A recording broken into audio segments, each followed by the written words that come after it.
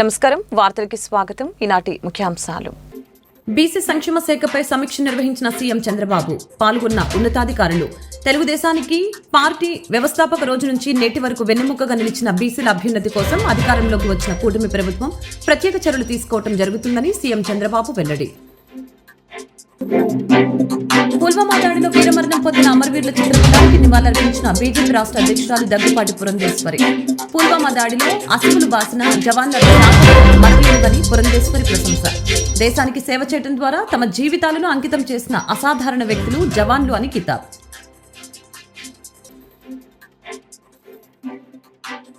దామోదరం సంజీవయ్య జయంతి సందర్భంగా ఆయన చిత్రపటానికి ఘన నివాళులర్పించిన మంత్రి నారా లోకేష్.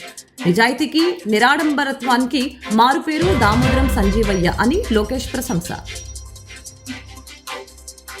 తెలుగుదేశానికి పార్టీ వ్యవస్థాపక రోజు నుంచి నేటి వరకు వెన్నెముకగా నిలిచిన బీసీల అభ్యున్నతి కోసం అధికారంలోకి వచ్చిన కూటమి ప్రభుత్వం ప్రత్యేక చర్యలు తీసుకోవడం జరుగుతుందని సీఎం చంద్రబాబు తెలిపారు.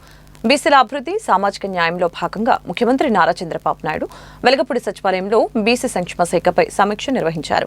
ఈ సమీక్షలో ఉన్నతాధికారులు పలు అంశాలని ముఖ్యమంత్రి దృష్టికి తీసుకుని వచ్చారు. రాష్ట్రంలో వెనుకబడి ఉన్న బీసీల అభివృద్ధి సాధించడంతో పాటు ఆర్థికంగా బలపడే విధంగా ప్రభుత్వం నుంచి వివిధ సంక్షేమ పథకాలు అందించే విధంగా చర్యలు తీసుకోవాలని అధికారులకి ముఖ్యమంత్రి ఆదేశాలు జారీ చేశారు. పుల్వామా దాడిలో అసువులు బాసిన జవాన్ల త్యాగాలను మరవలేనివని బీజేపీ రాష్ట్ర అధ్యక్షురాలు దగ్గుపాటి పురంధేశ్వరి కొనియాడారు. దేశానికి సేవ చేయడం ద్వారా తమ జీవితాలని అంకితం చేసిన అసాధారణ వ్యక్తులు జవాన్లు అని చెప్పారు. దేశం కోసం ప్రాణాలర్పించిన జవాన్ల ఆత్మకి శాంతి చేకూరాలని తెలిపారు. గౌరవార్థం 2 నిమిషాలు మౌనం పాటించవలసిందిగా అభ్యర్థిస్తున్నాను.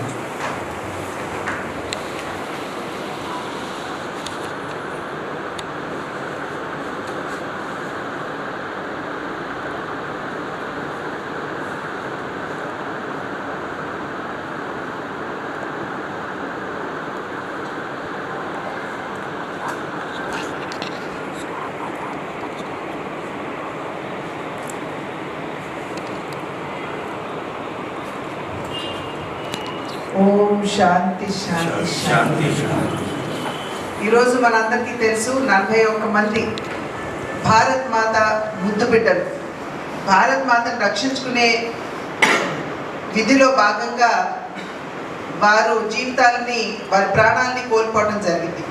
ఆనాడు జరిగినటువంటి ఉగ్రవాదుల యొక్క దాడి నేపథ్యంలో వారి ప్రాణాలని కోల్పోవడం జరిగింది.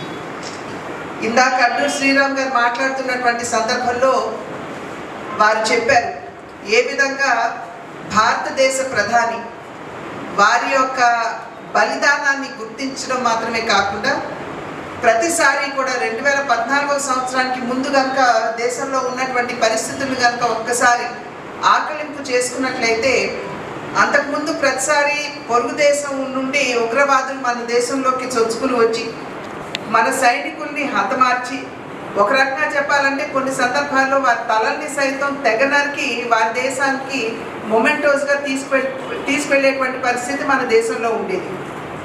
కానీ నరేంద్ర మోడీ గారు ప్రధాని అయిన తర్వాత ఎవరైతే సైనికులు దేశ రక్షణ కోసం వారి జీవితాన్ని అర్పిస్తూ ఉంటారు, జై జవాన్ జై కిసాన్ అనేటువంటి నినాదం కేవలం నినాదం కాదు, అది భారతీయ జనతా పార్టీ విశ్వాసం అనేటువంటి విషయాన్ని నిరూపిస్తూ సైనికులకి నిజమైన నివాళిగా ఆనాడు వారు ఉగ్రవాదులు పుల్వామా మీద దాడి చేసి 41 మంది మన సైనికుల్ని హతమారిస్తే వారు వెంటనే గుట్టు చప్పుడు లేకుండా పొరుగు దేశం భూభాగంలోకి మన సైనికుల్ని పంపించి అక్కడ ఉన్నటువంటి ఉగ్ర స్థావరాన్ని ధ్వంసం చేసి తిరిగి ఏ ఒక్క సైనికుడు తన ప్రాణం కోల్పోకుండా మన దేశానికి తిరిగి వచ్చినటువంటి సంఘటన మనందరికీ గుర్తుంటుందని చెప్పి నేనైతే భావిస్తాను.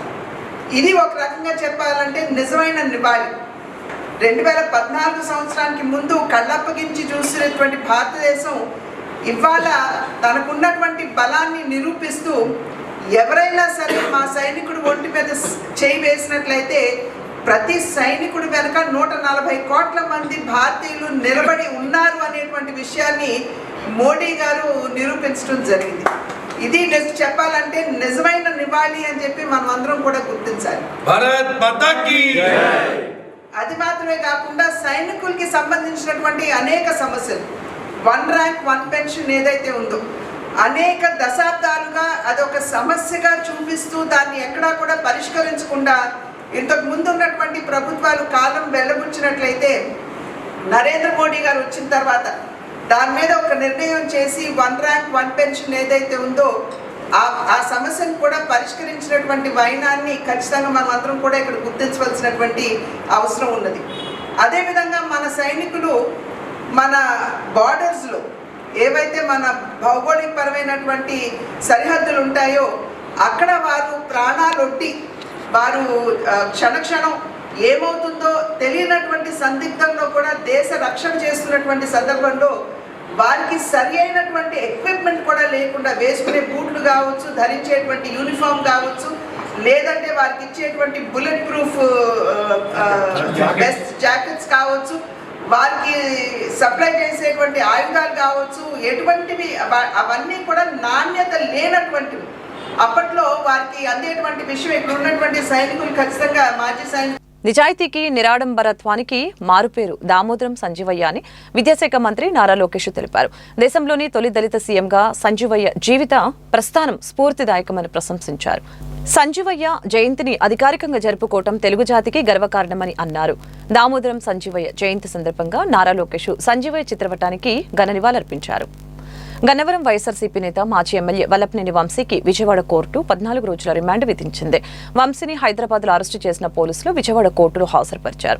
ప్రభుత్వం తరపున వీరగంధం రాజేంద్ర ప్రసాద్, వంశీ తరపున పొన్నవోలు సుధాకర్ రెడ్డి వాదనలు వినిపించారు. ఇరుపక్షాల వాదనలు విన్న న్యాయాధికారి రామ్మోహన్ ప్రాసిక్యూషన్ వాదనలతో ఏకీభవిస్తూ వంశీతో పాటు అతడి అనుచరులు లక్ష్మీపతి, శివరామకృష్ణ ప్రసాద్లకి రిమాండ్ విధించారు.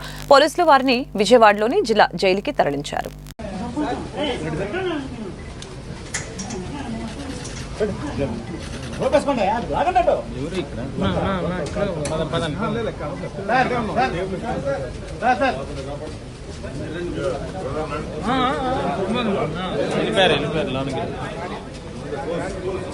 ఎనికేపాడులో జరిగిన సెల్ ఫోన్ల చోరీ కేసుని బెజవాడ పోలీసులు ఛేదించారు. ఉత్తరప్రదేశ్ కి చెందిన 5 సభ్యులకు చెందిన ముఠాని ఆట కట్టించి కటకటాల వెనక్కి నెట్టారు. వాస్తవానికి డీజీపీ గారు కూడా ఆ రోజు వారు కూడా మేల్కొన్నారు. సో కేసు ప్రోగ్రెస్ నిమిషానికి కేసు ప్రోగ్రెస్ని మనము తెలియజేస్తూ కేసు స్టేటస్ని తెలియజేస్తూ ఆ రోజు ఒక బ్రహ్మాండంగా పోలీస్ శాఖ పనిచేయడం జరిగింది. ఒరిస్సాలో మనము టెక్నాలజీ చాలా ఉపయోగించాము. ముఖ్యంగా సీసీ కెమెరాలు కావచ్చు, లేదంటే కాల్ డీటెయిల్స్ కావచ్చు, లేదంటే టోల్ గేట్ డేటా కావచ్చు, లేదంటే కొన్ని డేటాబేసెస్కి పోలీస్ శాఖ యాక్సెస్ ఉంది, ఆ డేటాబేసెస్ కావచ్చు.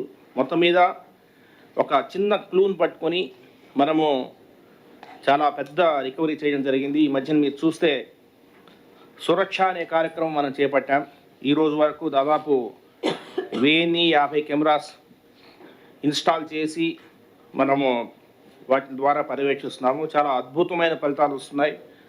ఎందుకంటే సీసీ కెమెరా డెన్సిటీ అనేది చాలా ఇంపార్టెంట్. విజయవాడ సిటీకి సీసీ కెమెరా డెన్సిటీ పెంచే ధ్యేయంగా పోలీస్ శాఖ ముందుకు పోతా ఉంది. ఇందులో గత 2025లో జనవరి 1 నుంచి చాలా అఫెన్సెస్ జరిగాయి. ప్రతి అఫెన్స్ కూడా డిటెక్ట్ అవుతూ ఉంది. అది చాలా సంతోషం. ఇది ఒకటే కాదు, వాస్తవానికి ఈ మధ్యన ఒక కేసులో బస్సులో నుంచి ఒక బ్యాగ్ కొట్టేసి అందులో దాదాపు 26-27 lakhs వర్త్ గోల్డ్ పోతే ఇమీడియట్గా 24 hours మనం పట్టుకోవడం జరిగింది. చైన్ స్నాచర్స్ పట్టుకున్నాము. ఈ మధ్యన మన దీంట్లో మన గవర్నమెంట్ హాస్పిటల్ నుంచి ఒక చిన్న బిడ్డను కిడ్నాప్ చేసిన సందర్భంలో దాంట్లో కూడా మనము ఇమీడియట్గా వితిన్ 5-6 hours పోలీస్ శాఖ దాన్ని కనిపెట్టడం జరిగింది. సో ప్రతి అఫెన్స్ని నిశ్చితంగా పరిశీలిస్తున్నాము.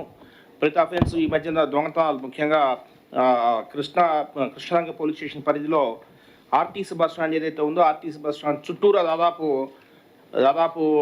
ఒక 50-60 కెమెరాలు పెట్టడం జరిగింది.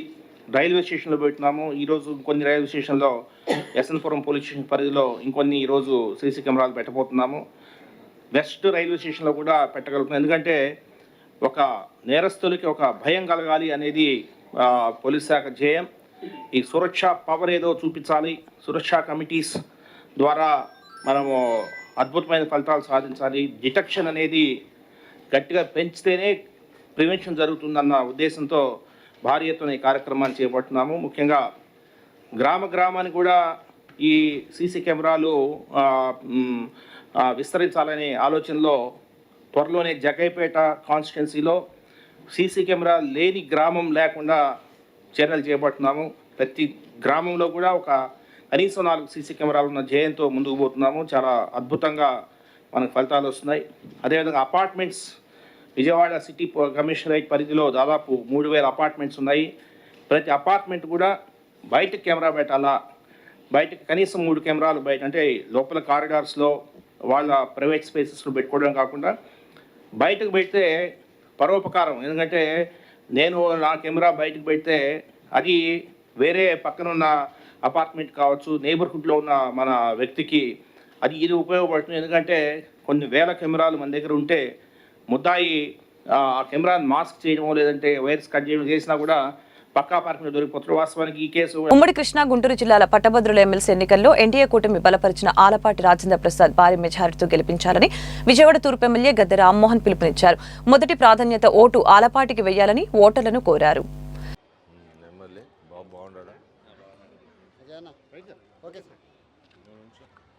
ఈ నెల 27వ తారీఖున జరిగే ఎమ్మెల్సీ ఎన్నికల్లో ఆలపాటి రాజేంద్ర ప్రసాద్ గారి యొక్క గెలుపు కోసం కూటమి బలపరిచిన అభ్యర్థిగా ఆయన గెలుపు కోసం ఈ రోజున పట్టమట్లంకలో ఉన్న గవర్నమెంట్ స్కూల్స్కి అక్కడ టీచర్ని ఓటు అడగడానికి రావడం జరిగింది. టీచర్స్ అందరికీ మేము చెప్పింది ఏంటంటే ఈ రోజున టీచర్స్కి అనేకమైన సమస్యలు ఉన్నాయి. గత ప్రభుత్వంలో ఫస్ట్ తారీఖున జీతం రాని సమస్యతో పాటు వాళ్ళు దాచుకున్న పిఎఫ్లు కూడా గల్లంతైపోయి రిటైర్ అయిన వాళ్ళకి ఆ డబ్బులు ఇవ్వక, లేదా వీళ్ళకి అవసరం వచ్చినప్పుడు లోన్ పెట్టుకుంటే ఆ డబ్బులు రాక వీళ్ళు 10 రూపాయల వడ్డీకి బయట తెచ్చుకునే పరిస్థితి రావటం వలన ఈ రోజున 2024లో జరిగే ఎన్నికల్లో వన్ సైడ్గా టీచర్స్ అందరూ కూడా తెలుగుదేశం కూటమిని సపోర్ట్ చేయటం వలన ఇవాళ ఘనమైన విజయం మేము సాధించాం. ఈ 8 నెలల్లో కూడా టీచర్స్ కోసం, టీచర్స్ యొక్క అవసరాల కోసం, వాళ్ళకి ఇవ్వాల్సిన డిఏలు చెల్లింపు కోసం ప్రయత్నం జరుగుతూ ఉంది. ఈ 6 నెలలు 8 నెలలు కూడా కేవలం పరిపాలన గాడిలో పెట్టడానికి ప్రతి వారం మంగళవారం వెళ్ళి ఢిల్లీలో కూర్చుని 2000 అప్పులు తీసుకురాకుండా, అప్పులు తీసుకొస్తే అది మన మీద భారం కాబట్టి అప్పులు తీసుకురాకుండా పరిపాలన ఏ విధంగా చేయాలి సమర్థవంతంగా. అదేవిధంగా రేపు అమరావతిలో 30,000 కోట్లతో సుమారు 50,000 కోట్ల వరకు కూడా వర్కులు జరగబోతూ ఉన్నాయి. 50,000 కోట్లు అక్కడ జరిగితే ఇక్కడ టీచర్స్కి ఏం లాభం అని అనుకోవచ్చు. ఆ యొక్క నిర్మాణంలో వచ్చే మిగుళ్ళు కానీ, జిఎస్టీలు కానీ, లేకపోతే ఇతర రొటేషన్ కానీ వలన అనేక విధాలుగా ప్రభుత్వానికి ఆదాయం వస్తుంది. ఒక బిల్డింగ్, ఇప్పుడు మనం ప్రైవేట్గా నేను ఒక బిల్డింగ్, మీరు ఎవరైనా సరే ఒక బిల్డింగ్, ఒక అపార్ట్మెంట్ కడుతుంటే మీరు ₹1,00,00,000 దాకా కార్పొరేషన్ కడతారు. సో అదేవిధంగా అది గవర్నమెంట్ బిల్డింగ్లు అయినా కూడా ఆ విధమైన ట్యాక్సేషన్ ఉంటుంది. దానివల్ల ప్రభుత్వానికి ఆదాయం కూడా వస్తుంది. ఇవన్నీ కూడా సమకూర్చుకొని వీలైన తొందరలో ఏ విధంగా 2014లో అప్పుడున్న ఆర్థిక పరిస్థితులు అనుకూలించకపోయినా 42% ఫిట్మెంట్ ఇచ్చి ఆయన ఈ ఎంప్లాయీస్కి మేలు చేశారు. అదేవిధంగా ఘనమైన మేలు చేయడానికి చంద్రబాబు గారు సిద్ధంగా ఉన్నారు. వీటన్నిటికంటే కూడా రాజేంద్ర ప్రసాద్ గారు చాలా అనుభవం కలిగిన వ్యక్తి, అనేక పర్యాయాలు ఎమ్మెల్యేగా ఎన్నుకోబడిన వ్యక్తి, ఒకసారి మినిస్టర్గా పనిచేసిన వ్యక్తి. శాసనసభలో కూడా ఆయన ఏ విషయాన్నైనా ఆ స్పీచ్ ద్వారా ముఖ్యమంత్రి గారిని కానీ లేదా మంత్రులు కానీ కన్విన్స్ చేసే సమర్థత కలిగిన వ్యక్తి. అన్ని విషయాలు ఆయన బేసిక్గా లాయర్ అవటం వలన అన్ని విషయాల్లో ధర్మం ఏంటో అధర్మం ఏంటో తెలుసుకోగలిగిన వ్యక్తి.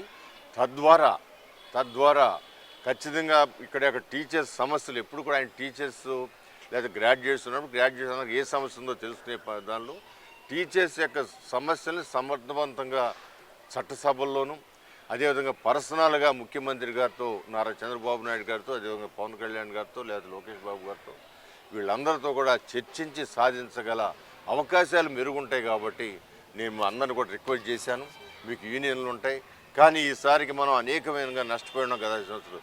ఈసారికి ఆ నష్టాన్ని పూడ్చుకోవడానికి మనకు సమర్థుడైన వ్యక్తి. ఇప్పుడు ఉన్న క్యాండిడేటు అవతల క్యాండిడేట్ సమర్థుడు కాదన్న, బట్ వాళ్ళకి అవకాశాలు పరిమితిగా ఉంటాయి. వాళ్ళు సభలో మాట్లాడగలుగుతారు అంతే, వెళ్ళి కన్విన్స్ చేసే శక్తిగానే వాళ్ళకు ఉండదు. అందువల్ల నేను మరీ రిక్వెస్ట్ చేసి అందరినీ కూడా కన్విన్స్ చేయడం ప్రయత్నం చేయడం జరిగింది. తప్పకుండా వాళ్ళందరూ కూడా పాజిటివ్గా స్పందించారు. ఆలపాటి రాజేంద్ర ప్రసాద్ గారు ఘనమైన మెజారిటీతో గెలుస్తారనే ప్రగాఢమైన నమ్మకం మాకుంది. మిర్చి రైతుకి గిట్టుబాటు ధర కల్పించాలని సిపిఐ జిల్లా కార్యదర్శి జంగల అజయ్ కుమార్ డిమాండ్ చేశారు. అలాగనే పేదోడి సొంతింటి కలని కూటమి ప్రభుత్వం సాకారం చేయాలని అన్నారు. గుంటూరు సిపిఐ జిల్లా కార్యాలయంలో ఏర్పాటు చేసిన మీడియా సమావేశంలో జంగల అజయ్ కుమార్ మాట్లాడారు. మిర్చి రేటు పత్రం అవ్వడంపై ఆయన ఆందోళన వ్యక్తం చేశారు. ఈ సందర్భంగానే సోమవారం మిర్చి యార్డుకు సందర్శిస్తామని తెలిపారు. ఈ సమావేశంలో సిపిఐ జిల్లా కార్యవర్గ సభ్యులు మేడ హనుమంతరావు, పచ్చల శివాజీ, ఆకిటి అరుణ్ కుమార్, షేక్ వలీ, బందెల నాసర్జీ, జిల్లా సమితి సభ్యులు జంగల చైతన్య తదితరులు పాల్గొన్నారు. స్థలాన్ని గ్రామాల్లో సెంటున్నర స్థలం ఇచ్చి 1,40,000 జగన్మోహన్ రెడ్డి గారి ప్రభుత్వం ఇస్తే అది చాలదు. 2 సెంట్లు పట్టణాల్లో, 3 సెంట్లు గ్రామాల్లో ఇవ్వండి, 5 లక్షలు ఇల్లు కట్టుకోవడానికి కనీసం ఇవ్వండి. సిపిఐ ఆధ్వర్యంలో ఆనాటి నుంచి గత ప్రభుత్వం నుంచి ఈ ప్రభుత్వం వరకు కూడా పోరాడుతూనే ఉన్నాం. చంద్రబాబు గారు ఎన్నికల ముందు ప్రతి బహిరంగ సభలో తాను గెలిస్తే పట్టణాల్లో 2 సెంట్లు, గ్రామాల్లో 3 సెంట్లు ఇచ్చి 4 లక్షలు ఇల్లు కట్టుకోవడానికి ఇస్తానని చెప్పాడు. ఆ తర్వాత పట్టించుకోకపోతే మేము తీవ్ర స్థాయిలో రాష్ట్ర వ్యాప్తంగా ఆందోళన చేసిన తర్వాత వాళ్ళ క్యాబినెట్ మీటింగ్లో ఈ అంశాన్ని ఆమోదించడం జరిగింది. ఇప్పటికైనా చెప్తా ఉన్నాం, తక్షణమే భూముల్ని ఎక్వైర్ చేసి భూమి లేని పేదలకి, సొంత ఇల్లు లేని పేదలకి సొంత ఇంటి కల నెరవేర్చడానికి పూనుకోవాలని చెప్పి ఈ ప్రభుత్వాన్ని విజ్ఞప్తి చేస్తూ ఉన్నాం. అలాగే ఇటీవల కేంద్ర బడ్జెట్ మోసపూరితమైనటువంటి బడ్జెట్. ఇది అంబానీలకి, అదానీలకి సంపదను సమకూర్చే బడ్జెట్. నిర్మలా సీతారామన్ ప్రవేశపెట్టిన బడ్జెట్ భారతదేశంలో ఉన్నటువంటి కోటాను కోట్ల పేద మధ్యతరగతి ప్రజల చెమటని కార్పొరేట్ శక్తులు జుర్రుకొని తాగేటటువంటి దుర్మార్గకరమైనటువంటి బడ్జెట్. ఈ బడ్జెట్కు వ్యతిరేకంగా ఈ నెల 14వ తేదీ నుండి 20వ తేదీలోపు వివిధ రూపాల్లో రాష్ట్ర వ్యాప్తంగా అన్ని జిల్లా హెడ్క్వార్టర్లలో ఆందోళన కార్యక్రమాల్ని నిర్వహించబోతా ఉన్నాం. అలాగే మార్చి 23 నుంచి వచ్చే నెల 23 వరకు, మార్చి 23 నుంచి అంబేద్కర్ జయంతి వరకు, అనగా ఏప్రిల్ 14వ తేదీ వరకు కేంద్ర ప్రభుత్వ మతోన్మాద కార్పొరేట్ అనుకూల ప్రజలపై భారాలు మోపే రాజ్యాంగానికి ప్రమాదంగా పరిగణిస్తున్నటువంటి ఈ పరిస్థితికి వ్యతిరేకంగా ప్రచారాందోళన కార్యక్రమాన్ని దేశవ్యాప్తంగా గుంటూరు జీజీహెచ్లో గులియన్ బారీ సిండ్రోమ్ బాధితులు జీబీఎస్ బారిన పడి చికిత్స పొందుతున్న 5 బాధితులు. 5 బాధితుల్లో 2 పరిస్థితి విషమంగా ఉంది. ఐసీలో చికిత్స పొందుతూ ఉన్నారు. గుంటూరు జీజీహెచ్లో చికిత్స పొందుతున్న జీబీఎస్ బాధితుల్ని వివరాలు అడిగి తెలుసుకున్న వైద్యారోగ్య శాఖ ప్రిన్సిపల్ సెక్రటరీ కృష్ణబాబు. ఇది సాధారణంగా వచ్చే వైరస్సేనని చెప్పారు. ప్రతి నెల గుంటూరు జీజీహెచ్లో 10 నుంచి 15 కేసులు నమోదవుతున్నట్లు తెలిపారు. ఎవరూ కంగారు పడవలసిన అవసరం లేదని భరోసా ఇచ్చారు. గతంలో కూడా పలు కేసులు నమోదయ్యాయని అన్నారు.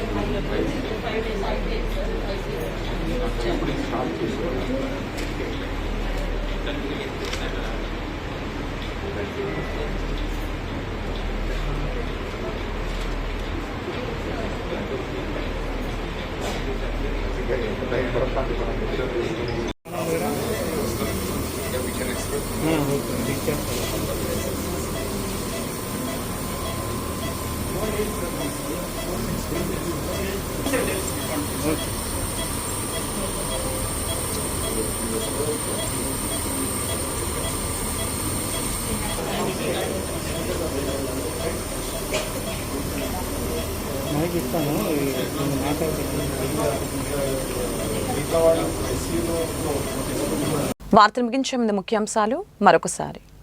బీసీ సంక్షేమ శాఖపై సమీక్ష నిర్వహించిన సీఎం చంద్రబాబు, పాల్గొన్న ఉన్నతాధికారులు.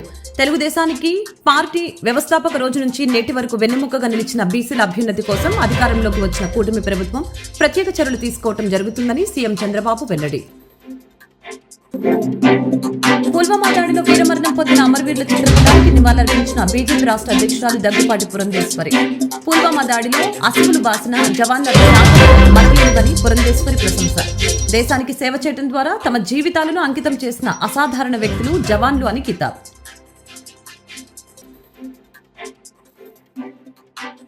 దామోదరం సంజీవయ్య జయంతి సందర్భంగా ఆయన చిత్రపటానికి ఘన నివాళులర్పించిన మంత్రి నారా లోకేష్. నిజాయితీకి నిరాడంబరత్వానికి మారుపేరు దామోదరం సంజీవయ్య అని లోకేష్ ప్రశంస. ఈ వార్తలు ఇంతటితో సమాప్తం. మరొక బులెటిన్ మళ్ళీ కలుద్దాం. నమస్కారం.